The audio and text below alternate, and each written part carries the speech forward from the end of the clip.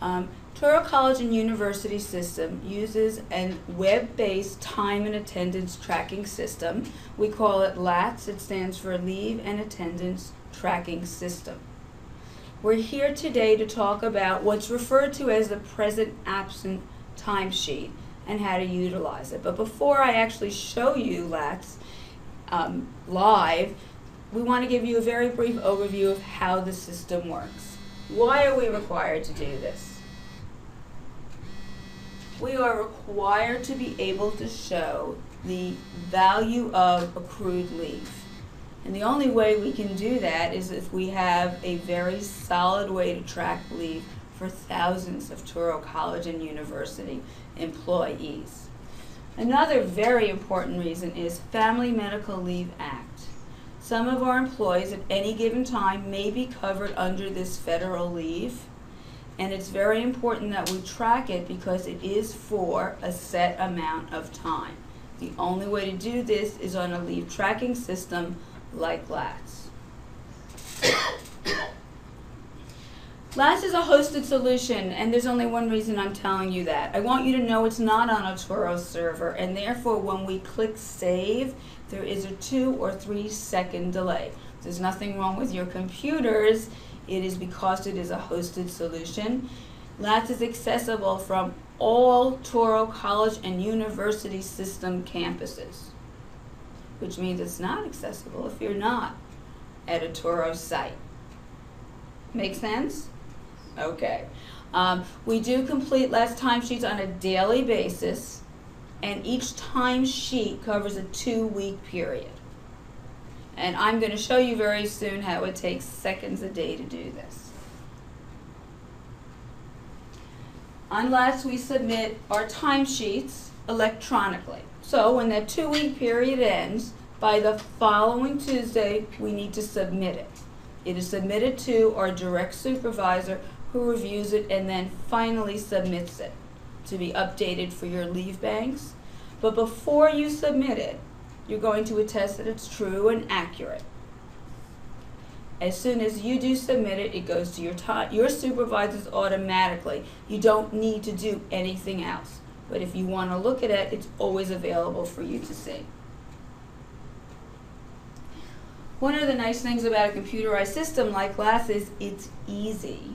It's historical. It has up to the moment leave information for you to see your own leave time and to track your employees' time as well. And if someone is on an approved leave, if somebody has an advanced vacation request and it's been approved, they can enter that time in advance. So when they come back, it's all done.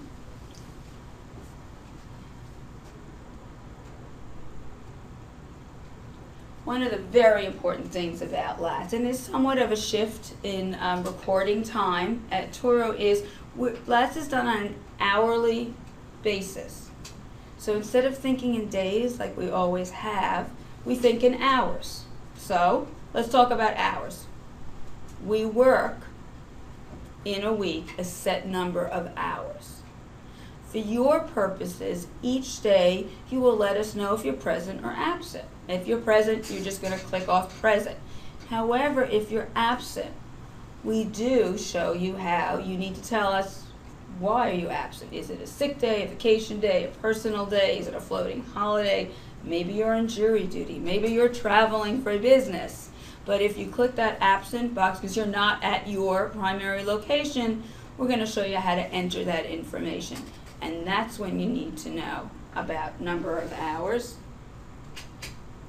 So, at Touro, we are scheduled to work a 38-hour week.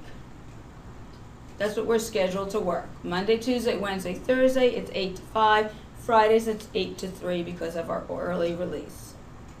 So for the purposes of tracking leave, we take the total amount of hours per week, which is 38, and divide it by the 5 days in a week.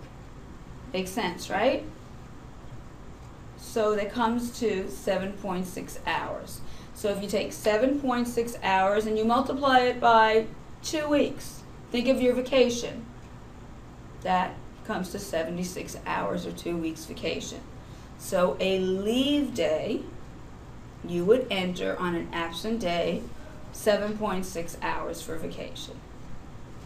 So for vacation, we accrue 10 days or 76 hours a week unless there is a contract agreement between the employee and Turo for a different vacation level, and that will be reflected on LAS.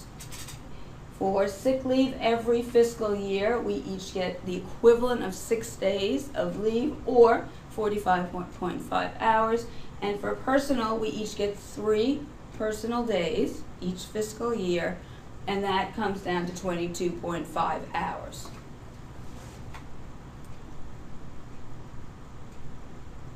So if we're in, we click present. If we're absent, we click absent. And if we're absent, what leave am I taking it from?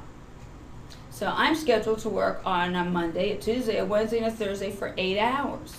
So if I take off one of those days on vacation, I am taking 8 hours out of my vacation bank. That makes sense, right? But if I take a Friday off, how many hours am I going to take out of my vacation bank? 6. 6 hours, because it's a 6-hour day. And if I were taking on personal leave on a Friday, it would be 6 hours personal leave. So the amount of hours we take from a leave bank always reflects the scheduled hours for that day.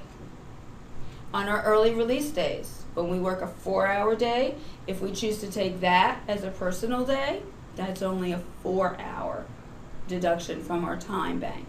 Employees are free to use their approved leave time as they wish. There are no restrictions on how many Tuesdays or Fridays that you can use.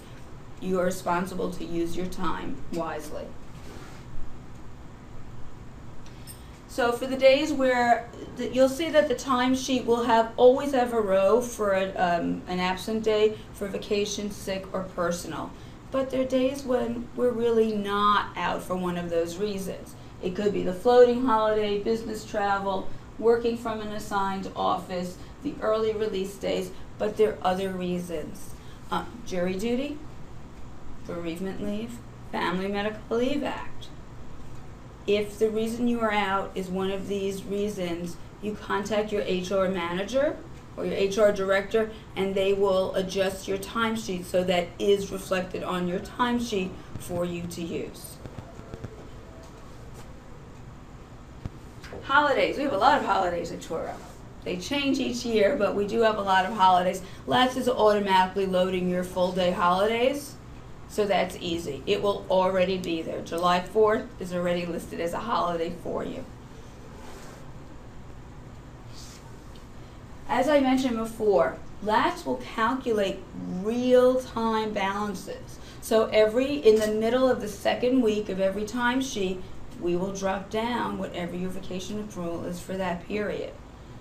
And on the other side of the balance sheet, when you deduct time, it will in real time deduct it from your bank. And I'm going to show you where you can see that every day, all the time, whenever you go on to LATS.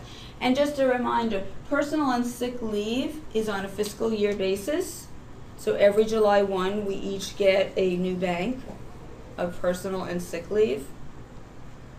And your vacation leave is on an anniversary schedule, your anniversary schedule.